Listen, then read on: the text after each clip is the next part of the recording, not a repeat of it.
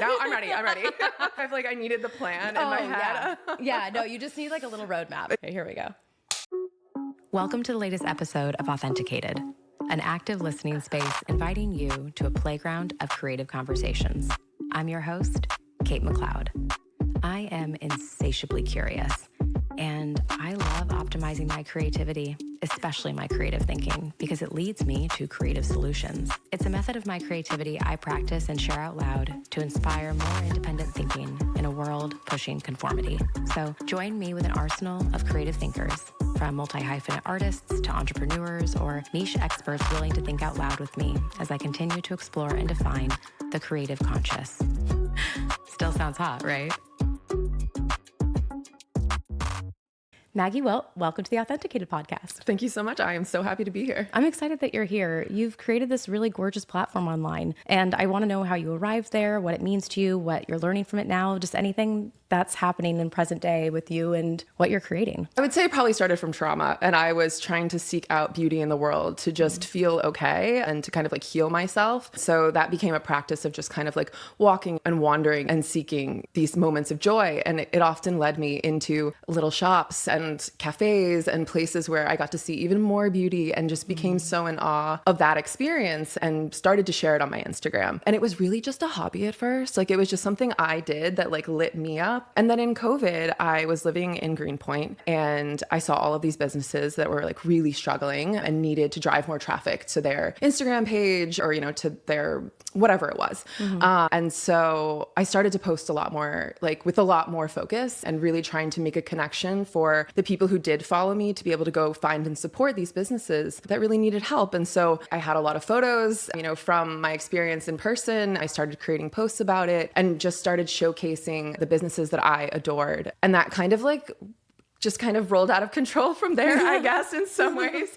Like it just kind of grew. And I actually took a break from it for a while. Like I loved social media and I loved creating content. I ended up in corporate in a job that I like truly, truly loved. And so put social media like a bit on hold. I was still engaging with it. It was still a part of my life, but it wasn't my focus. And then kind of revisited it recently. I got laid off twice and was like, I'm ready to be my own boss. I'm ready to not put myself in the hands of someone else's leadership decisions. And I felt like the skills that I had in corporate were something that I could transfer back into the community and into small business owners and in resident communities.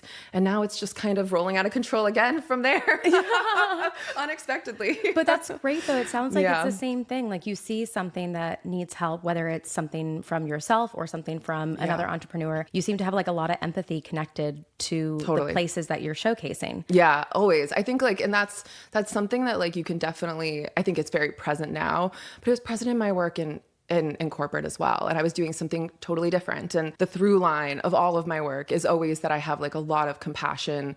I feel like I get to I look into people and I can see their authentic selves and I can see their best selves and all of their hopes and dreams. And then I just want to create space for that like authenticity to be present. And whether that's in supporting a local business that I think is super unique and authentic to the creator that I want to then go share with a community, with my community, or I'm developing programming for corporate culture and employee engagement, it's really always been about celebrating and honoring what is authentic to whoever I'm serving, just in totally different industries and ways sometimes. Yeah. But don't you learn more about that desire that you have when you get to exercise it in completely different capacities? Absolutely. And I think it also makes you appreciate something that you don't necessarily think could switch into other places or lead you down other directions. Yeah, I like the way it gives me a lot more range and depth to everything I do. Do you remember the first time that you felt that desire to connect with someone, to highlight them, to celebrate their big swings? Because essentially that's what entrepreneurship is, right? It's individuals seeking out of something. And so especially like a small business, and we're Brooklynites, how many new businesses there are constantly. Truly. I don't know that I remember the first time. I think there's always a spark. There's a first time every time. There's a first time every time I walk into a space, every time I connect with the owner, that feels like the first time every time. And I'm like a kid, I'm in awe and I'm just I happy cry a lot. So my God, same. Almost always nearly in happy tears when I walk into a beautiful cafe. It's ridiculous. But yeah, that's all the time. I always tell people, I'm like, I'm happy. I cry when I regulate. Yeah, exactly. I'm like, my body's just emptying right now of what? I don't know. Yeah. Well, I mean, that connection and desire, and I guess just identifying with people, that's such a special skill. I'm just so happy that something told you needed to go find that connection, and then you continue to find it anew every single time. And then you would bring it to your work, whether it's in corporate or your independent work. Yeah. That's amazing. That's Thank like you. the most transferable skill possible. Yeah. And I think I'm really lucky. I've always been like very purpose driven and like mission driven. I've been able to like really execute on that consistently in whatever work I choose to do. And I think it's just like, I just get called into it to do certain types of work, or to work with certain types of people or different like groups I feel like could benefit from what I have to offer. And I've been very lucky to be like very well received in a lot of these spaces, whether it was in corporate or now with small businesses or resident communities. I feel like I've been welcomed and appreciated, and I'm grateful that they see that in me, and that's a reason why they want to work with me. Yeah, that's special. It's a very, very special quality. In terms of celebrating other people, making it very much about the other person, but also individual branding, what's your journey and sort of juggle with that? Yeah, I mean, personal branding is not something that I really took into consideration originally. Like, it's always for me been about the business. Also, I'm like a little shy on camera. So yeah, so I tend to like I like being behind the scenes. Like, I like being like behind the lens. And so the personal branding part has taken me a while, which is funny. I'm like, I've been in marketing and I've been in PR and I've been in, I work with all sorts of people, and I'm like, I know how important personal branding is, but it's taken me like so long for mine, because I'm like a little introverted. I'm like very friendly, but like a little shy at times. I think I've mostly focused on showcasing the business or letting that speak for the experience, whereas I don't need to be in it. You might see like my hands in a photo or something, or you might see a little bit of me, but I'm not the forefront. Although now that is shifting a lot, because I've gotten a lot of encouragement from friends. They're like, you really need to put yourself out there. But I've liked being able to let the space speak for itself and the product and the experience be at the forefront. I'm like, you don't need to see me in it. Like, I'm there. I approve of this business. Yeah. But yeah, so that's kind of been like my approach so far. Well, it's good to see Maggie on the Move. It feels like you've integrated this into your life in a way that makes so much sense that it almost appears, and just for me as a consumer, like it appears like such a easy lift. It is, because it can't be complicated. Like, like I really like, I applaud the people who are really good at creating. I'm great at creating content calendars and like branding for clients. But when it comes to me, I'm like, it needs to be as low lift as possible. Like, I don't want to have to get really caught up in like a huge content calendar for myself, or like stockpiling posts. So it's really a very like moment to moment thing. And like most of what I post is, at least in stories for the most part, like pretty just on the go. And a lot of my posts are also really on the go. You probably wouldn't know it, but like I will walk into a cafe and just like snap like 10 photos and I'm done. That's my content. Like, it's really easy to do because I need it to be. Otherwise, I mean, to pull in like a tripod and this and that, and like to make it this like, I mean, I would love the time and space to do that, but cafes are busy. Making it sustainable for me is really important, and I enjoy it that way. I'll put more effort in different areas. That part has to be like easy breezy. As a self-described gadget queen, yeah, clearly, I love I love the tech aspect too. But as far as content goes, I get really caught up because, one, I don't want a content calendar plan myself. Yeah. I can do it for my production company. I can do it for my consulting. Totally. But like doing it for myself, there's this dance with permanency that exists where, and it might come from me being an actor for so long, where I was like, don't put me in a box. Don't call me this one thing. I contain multitudes. But with branding for yourself, is it because it's bringing work into your personal time, or is it because of something else? Why branding for the planning, the way you do it for a client versus yourself? I think it's just easier to do it for someone else. Like, I guess honestly, sometimes I just feel so silly. Like, I feel so silly, like putting myself out there and creating some kind of like brand moment for myself. Like, I just feel like, what am I doing in this shot, in this thing? And also, I guess I'm making it seem like personal branding has to be you in front of the camera, which isn't true at all. But it really still just comes down to like what comes naturally to me and easy, and just I know authenticity. Yeah, I know. I know authenticity isn't like a tangible thing, but it feels tangible in content like that. Because if it doesn't feel authentic, we don't buy it. So it totally makes sense that you completely build a system for yourself that is based off of, it feels authentic right now. This just is for me right now. Yeah. And also because then you actually get to be in that space, enjoying yourself. Yeah. That's the other thing is that I think like spending a ton of time making sure that like I get every single shot, like I don't come in with a shot list. That to me feels like really like laborious. And then I don't get the opportunity to just like be present in the space and enjoy the amazing food I'm being served. And like it sometimes I'm short a few shots, but at the same time, that experience of being there is ultimately more important to me. And the capturing the content is like a little bit secondary, even though that is a part of what I'm putting out on Instagram. But you know, for the most part, I get enough photos and content to create a post usually. Yeah. But then this personal journey that you have, how is that influencing corporate? And then you said that you're developing certain systems or what was the phrasing that you used? Oh, I was in corporate culture and employee engagement previously. And now I'm doing small business integration into resident engagement strategies. Okay. The new area of work that you're doing with other businesses that you're helping small businesses do, what is that work? What does that look like? I ended up with a pretty large residential client. I was contracted through a marketing team. I was originally pitching content creation, and that kind of grew into integrating local businesses into their resident engagement strategy because I personally am so invested in local businesses and want to see them thrive. And I've also seen that residential properties are popping up all over the city. And there isn't often a plan to integrate those residents into the community that they just moved into. I guess the connection is that I have this strong passion to support local businesses. I have a lot of connection to those local businesses and I want to see them succeed. And so I was just seeking out opportunities to help bridge the divide between, you know, these high rises that we have no ability to stop. They are coming in, but they're also gentrifying our neighborhoods. And so how do we like leverage these brand new residents in luxury high rises and help make sure that like they're investing in the communities that they just moved into and are connecting to them? It is better for all of us to be connected to community. Yes. And so not only is my goal to help funnel like customers to these businesses, but to also connect these residents to their own community so that we're all invested in it together. That is so smart. I hope so. Yeah. In my opinion, and I would have a lot of supporting evidence for that. That is so smart. We're in Brooklyn. We're currently in Williamsburg. Whenever I walk over to Greenpoint, you see high rise after high rise after high rise. And I keep thinking, okay, 3,000 more residents. Where are they going to park? Where are they going to eat?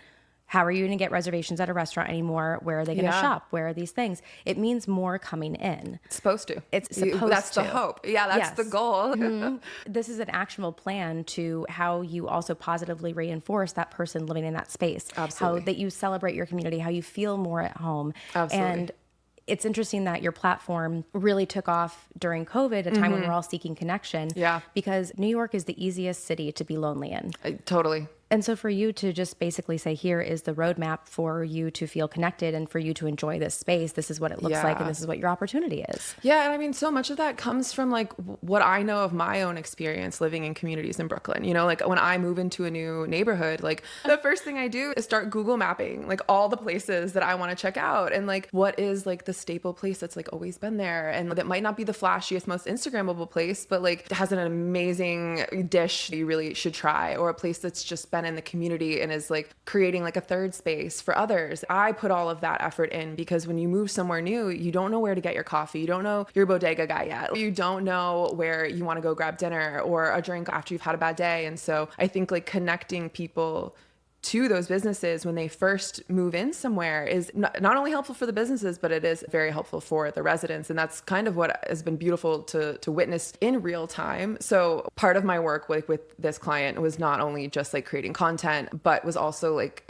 being on site in person during resident engagement events. So their lifestyle coordinator would plan a happy hour with like different vendors, and there would be like 100 residents. And I would be there as literally like a community ambassador, sharing all of these places that they can go connect with in their community, like these small businesses. And I created like a Google map for them that I could easily just like, they have their own list. It's called the load-in list. Yeah. But I had this list that I could just easily send to all the residents when I'm at this party with them. And they were like, oh my God, I just moved here from anywhere, you Yeah. name it. And they're like, I don't know where to go. Even if they lived in New York and they moved into the new neighborhood, they're like, I don't know where to get any of this stuff. I didn't know this is amazing. And then I will see them again at like another event in, the next month. And they're like, I went to like 15 of these places. I'm like, first of all, I'm very impressed. Yeah, no, that in this literally. span of time, you have hit all of these places. But also they felt more connected to their community. They're also people who want to connect with small businesses. They want to connect with their barista. They want to connect, with the people who are serving them and a part of making their community feel whole and connected. And it just like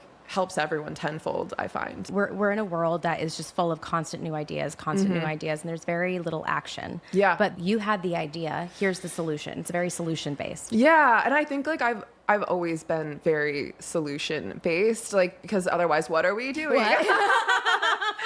Like I there are people problems to solve, and I want to solve them, and that's kind of always been my nature. And so yeah, it's great to be able to do it here and now, and like within this industry, or to kind of change courses. Yeah. What's your relationship like to being capable? You're a very capable person. Oh, I did not believe I was for so long. I when I tell you that I have so many like report cards and progress reports from childhood that were like very intelligent, but like not following through, or like too busy talking, or like whatever it was, that like I was like, they thought I was capable, but like that I just wasn't performing. Well, turns out ADHD will do that to you. But and so I think like over the years, like I've been at war with the part of me that doesn't feel capable and doesn't feel empowered, and trying to like change my internal self-talk to just put one foot in front of the other. I hit a point where I was like, can you even do this? Like, are you like, do you really believe in yourself enough to have your own business and to like freelance and to actually like make this work? And the thought I came back to was that it wasn't about me. Like, this isn't about me. This is about like helping communities connect and helping other people thrive. You just keep putting one foot in front of the other. You will continue to help people, whether it's a simple Instagram post or it's a big client where I get to do all the work that I want to do. It's like capable just kind of luckily kind of went out the window for me when I just anchored into like the mission and the purpose of it. That comes across so clearly in your work. It comes across so clearly, and it's just so interesting because I've noticed this from clients, friends, interactions with people in my work in general, but it's like, it's so hard that the thing that is clear to other people, when they perceive you, it's hard to believe it yourself. Yeah, I need a lot of pep talks from my friends. Like, honestly, like I'm so lucky to have such an incredibly supportive community, which I've developed in a very short period of time since moving to New York 7 years ago, and then stepping away from a very impactful relationship 3.5 years ago. And a lot of the people that I've become very, very close with, I met in the last 4 years, which is like wild. I feel like only in New York can you like just completely cultivate a whole new social circle. And a big core group of those people actually came from my corporate job. So because I was working on culture and employee engagement, I was connected to everyone at the company. And so many people were really enjoying the work I was producing and wanted to be a part of it. And they had their own ideas for things they wanted to create and like things they wanted to be a part of. And so they basically like kind of forced me to start a committee and then they came in and contributed. That experience of working together for a couple of years in this capacity, people at all different levels of the company coming together on a shared goal of being supportive, engaging, and ambassadors of the culture, it formed a bond like with all of us that wouldn't be here without that. But what's important about that is that we're still connected. So these people are still a big part of my life, and they are my biggest champions and cheerleaders. Like, they are the people who every time I produce anything, they're like, this is amazing. You're so thoughtful. You're so this. They see me. They're like, you put so much intentionality into everything. They just hype me up like every time. And like, without, I think, those cheerleaders and like those people in my own community reminding me that you can do this, it can be really hard to anchor into yourself and to believe that you can, especially if you didn't necessarily grow up hearing it. Yes. So, well, everything gets recycled, right? Yeah. One way or another. So it's like, if you make it about your community is going to make it about you. Yeah. If you give people permission, they are going to see you giving yourself permission and say, it's so good that you gave yourself permission. And the permission you give yourself, you have to remember, allows other people to then give themselves permission because they're like, well, if she can do it, maybe I can do it too. And that can be something as small as just feeling like more comfortable in your clothing and like wearing something more bold because you were inspired by someone else doing it. Or it can be like taking a leap on something professional and seeing someone and witnessing someone else take that leap and then feeling that, okay, wait, I can do that too. Like I have a similar skill set or whatever it is. And like, I think it's an important part of just existing that we don't often realize how much impact we have on influencing others. We're very influential beings and we impact everybody. I mean, people have a different thought just by making eye contact with you on the street. No, literally. Like you can completely change someone's day. And I think about that all the time in New York because we pass so many people and really just like a smile or just a kind moment, something so minuscule can completely change someone's day. And it's a wild experience, I think, when you actually start to notice that you have that kind of impact. Well, I bet you've also noticed the evolution of the New York community and what community means in New York over the past 7 years. That means that you, came here in 2019? Okay. Right before COVID. So you saw what it was and then you saw how it went completely dead and dormant and then it sort of built back up again. Yeah. I feel like today is and maybe it just makes sense timeline wise, but I feel like today is the most New York it's felt because I miss that, you know, like for instance, in New York, if I get on a subway car, if there's no one on it, I'll get off. Oh, yep. Yeah, there's safety in there's numbers. There's reason why this is an empty car for many reasons. And, you know, I lost my sense of safety on public transit during the pandemic and then for a number of months after that. But now I'm starting to feel totally fine again as I was before. So you've witnessed a really interesting shift of New York. COVID came with a lot of devastating losses and really terrible, huge impacts for so many people. And like, there's no denying that.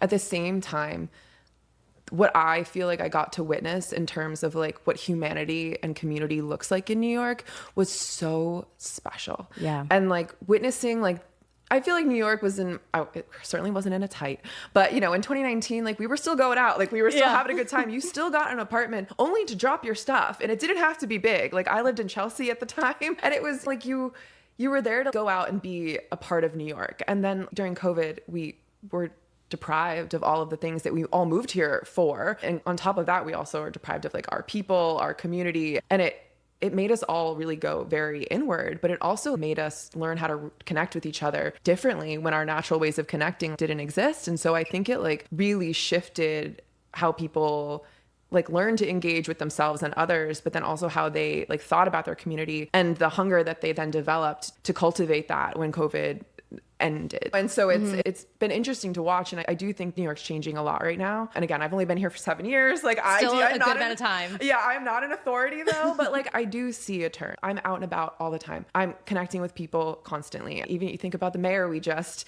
elected, which we're all very excited about. Very excited about. I volunteered to be a part of his campaign, you know, and you can even see like the groundswell of support that he received, you know, from just the citizens of New York. And I think like that like desire to be a part of something bigger than yourself is what we kind of like came away with. And not the only thing, of course, but from COVID moving forward, we realized like we value community differently. We're recognizing our ability to take care of each other, not even just for political movements. I mean, just the power of connecting with your neighbor. I remember in COVID, I became friends with a girl on the fire escape in the building across from me.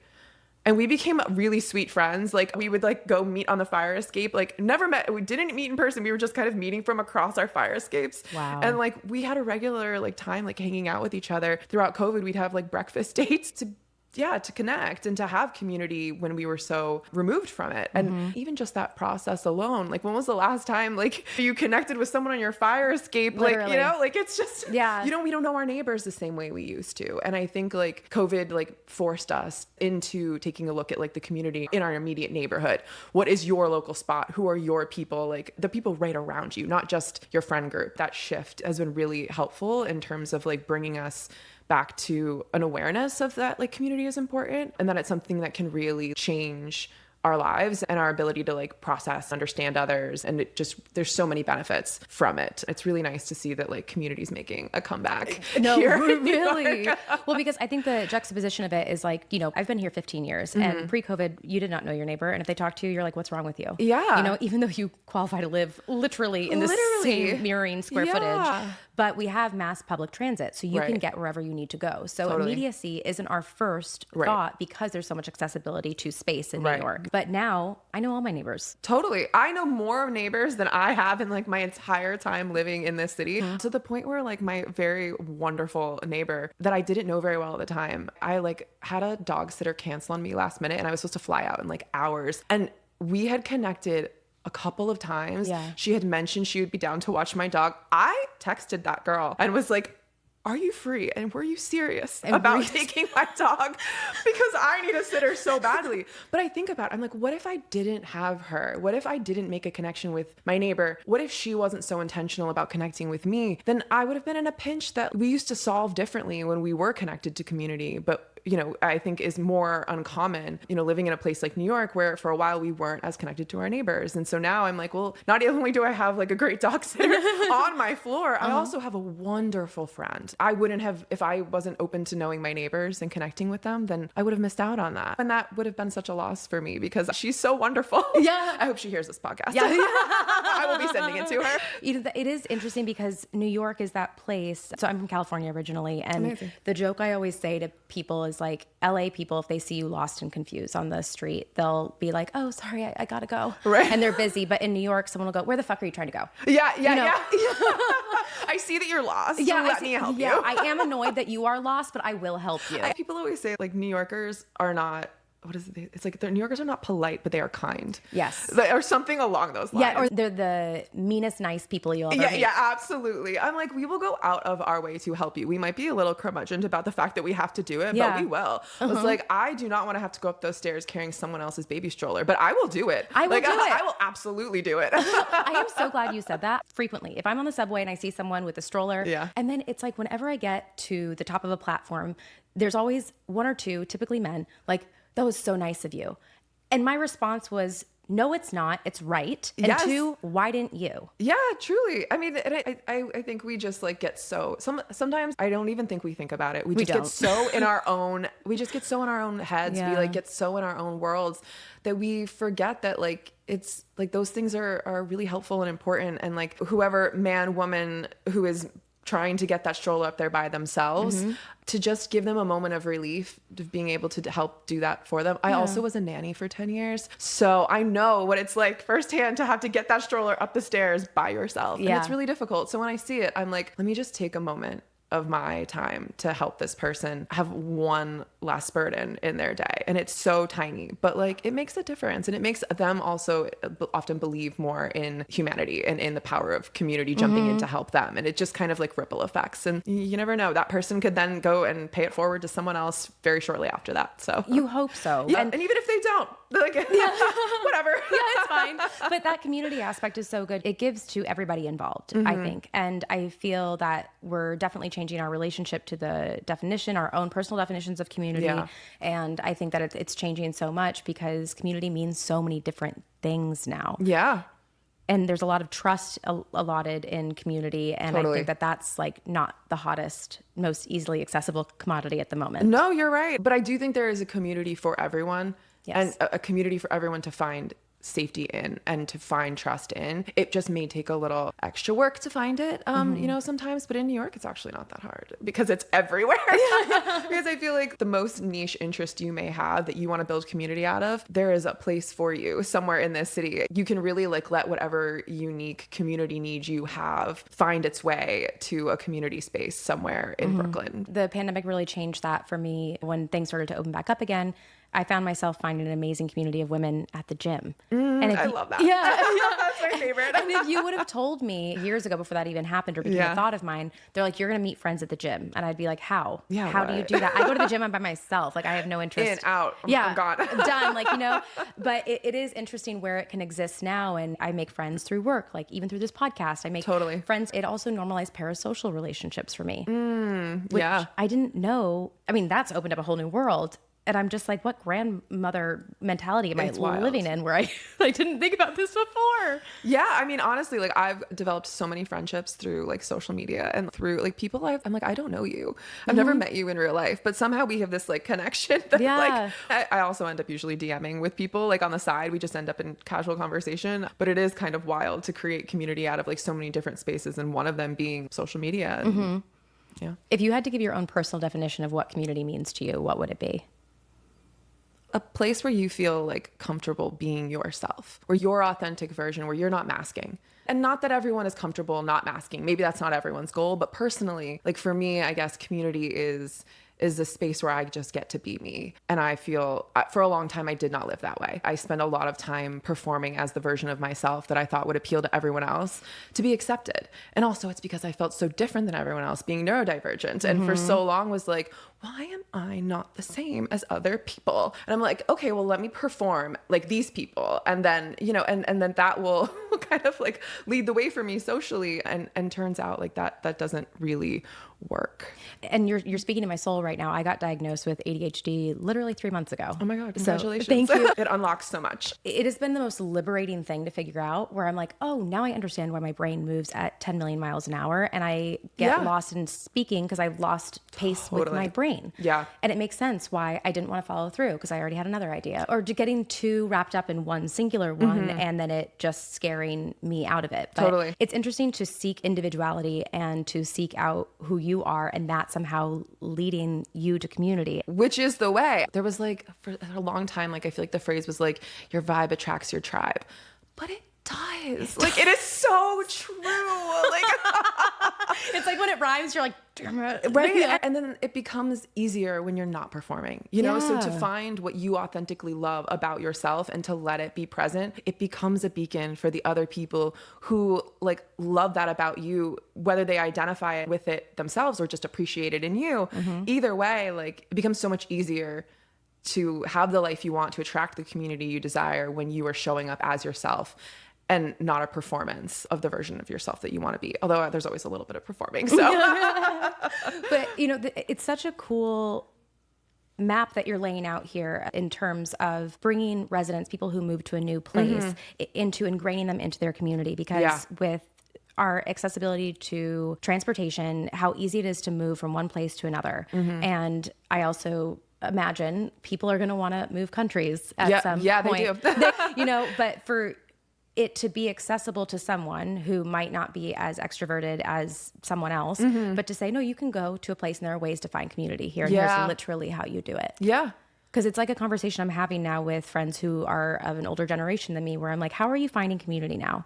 Because they have a disjointed relationship with the internet. Right. Because they didn't grow up like we did. They're going to cafes and they're talking to the person next to them about whatever they're eating or like their coffee that they're drinking. You know, like they're just like striking up conversations. Yeah. And I think like older generations like have had more of like a culture socially of doing that, where because now we have social media and the internet, it's been so wonderful for community in so many ways, but has made the in-person connections, I think, a little bit more disjointed because we're so used to doing everything through our phone. So much of the way that like I've been able to build community in is literally walking into coffee shops, sitting down and spending some time co-working there, or just like sitting with my coffee and pastry and just enjoying the space, and then casually connecting with someone next to me because I noticed that they had a sticker on their laptop that I identified with, you know, whatever it was that was authentic to them that they put on, they decided to display, became a connector.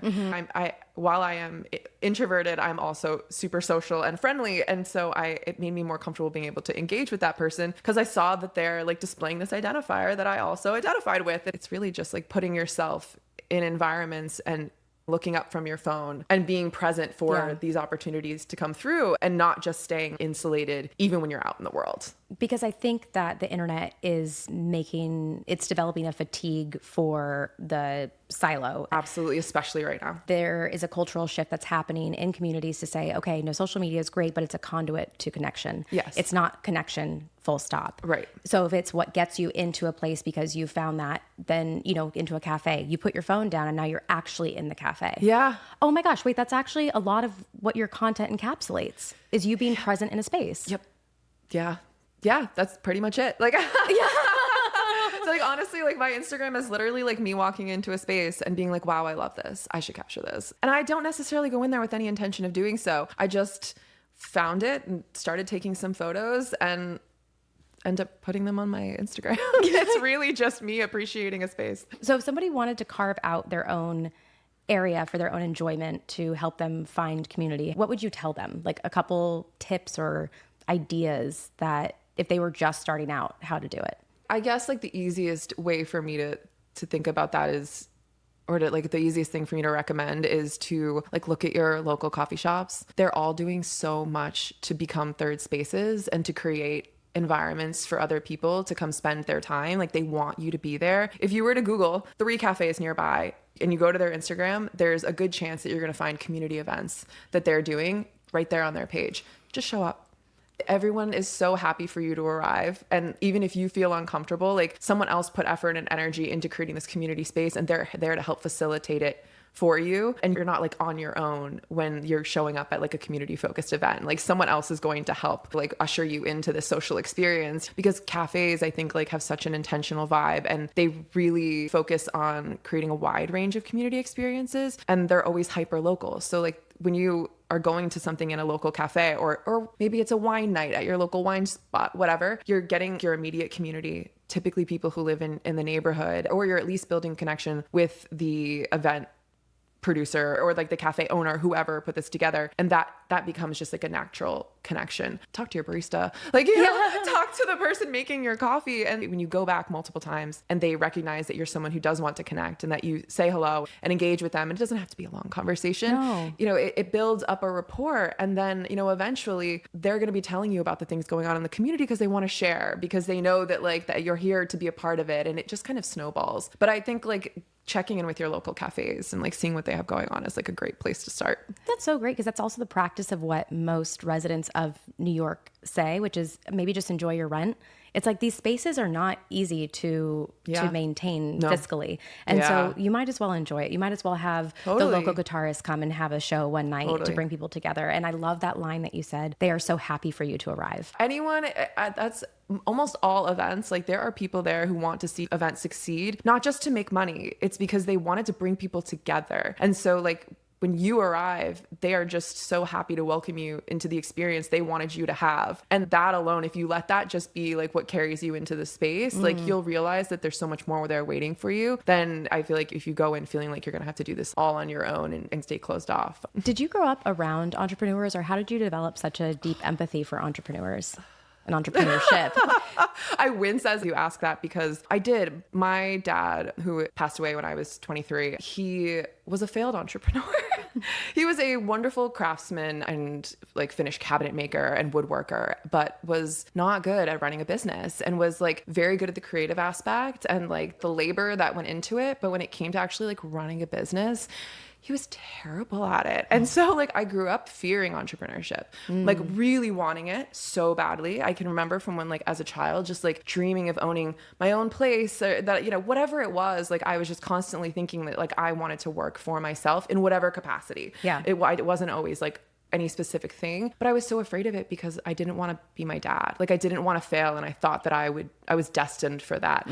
To couple that with all of the like, the criticisms of my capability as a child just like set me up to be very, very afraid of it. And so I think that fear of it in myself, I almost like have so much awe and reverence for entrepreneurs and for the what they create, because I wanted to do it too. And I admired it and I was so impressed by it. Like, and I still, like I said, I walk in for the first time and I'm nearly in tears, but I have just so much appreciation for it. And it wasn't until like recently that I was like, okay, I'm going to do it too in my own way. But it was the exposure to a terrible entrepreneur that like really also made me really appreciate entrepreneurs, because I could see how hard it is and that you may have all of the talent, but you might not be good at operations or bookkeeping. Yep. Or hiring or whatever it may be, or sales that you need to pitch yourself. And knowing that it's often a one-man show, or that person is wearing like 10 hats and they're in the cafe all day, every day as the owner because they can't afford to hire as much staff as they need or whatever it is. Like, I think like knowing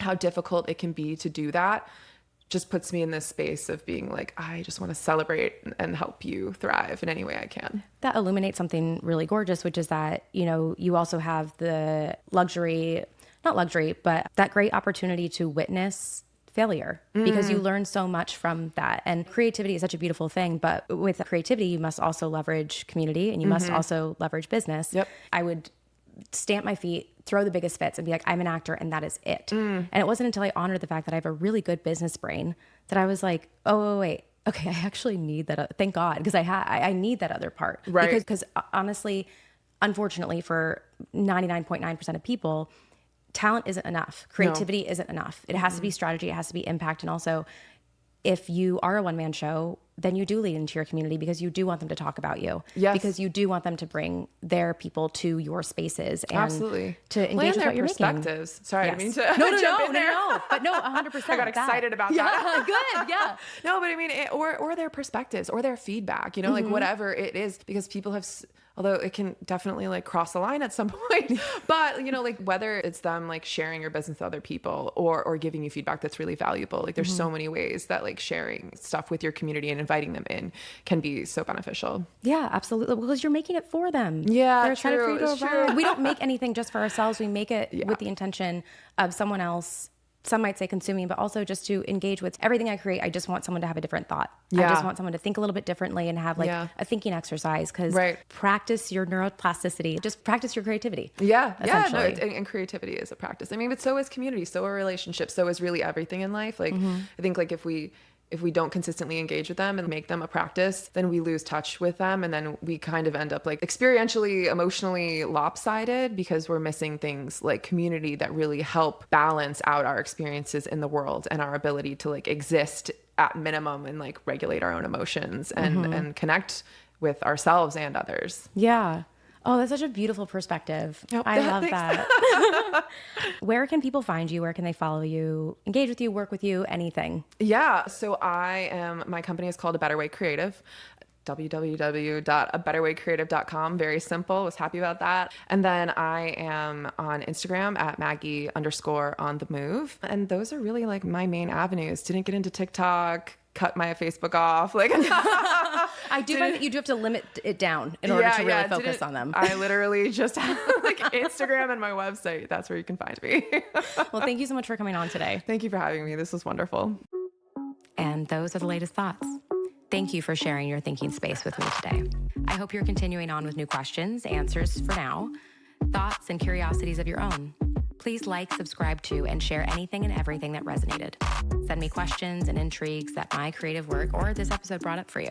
For all things that I'm working on, creating, and exploring, head to the show notes. Until next time, babe.